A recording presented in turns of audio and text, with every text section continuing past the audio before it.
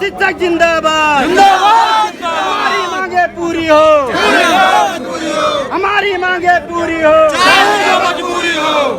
इस मौके पर मदरसा शिक्षकों ने अपने मुतालिबात को लेकर जमकर नारेबाजी की और उन्होंने केंद्र सरकार से अपील की कि वो उनकी मांगों को फौरी तौर पर पूरा करे। उन्होंने इसके बाद केंद्रीय अल्पसंख्यक आयोग के राष्ट्रीय अध्यक्ष गयूरुल हसन रिजवी से मुलाकात भी की। देखिए, उन्होंने बताया कि 3 साल से उनको वेतन नहीं मिल रहा है।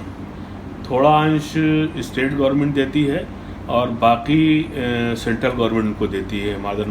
जो मॉडर्न मदरसा टीचर्स हैं, उनकी इस मांग को लेकर जो हमारे HRD मिनिस्टर हैं मिस्टर जावेडकर साहब, उनसे मिलूँगा और इस पर मैं गंभीरता से उनसे चर्चा भी करूँगा कि उनको जो इतने दिन से वेतन नहीं मिल रहा है और बग़ैर वेतन के वो पढ़ा रहे हैं, तो वो जल्द से जल्द उनको दिया जाना चाहिए, जिससे वो अच्छी तरीके से पढ़ा सकें। गवर्नमेंट से मैं इस बारे में भी बात करूंगा और MHRD से भी बात करूंगा कि मदरसे में जो बच्चों को NCERT की किताबें फ्री दी जाएं और उनको उपलब्ध कराई जाएं, जिससे वो मदरसे के बच्चे भी NCERT की किताबों का लाभ ले सकें और बाहर निकल के एक अच्छे स्टूडेंट के रूप में काम करें और अपना जीवन यापन करें।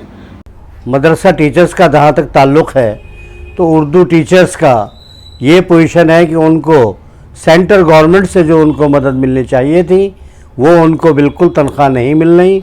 वो बहुत परेशान हैं, 4 साल से इस कदर परेशान है कि उनको पैसा रिलीज़ नहीं हो रहा। अब तो पोजीशन ये आ गई है कि मदरसा टीचर्स खुदकशी करने पे उतर आए हैं। 2 लोगों ने तो अभी खुदकशी कर ली है।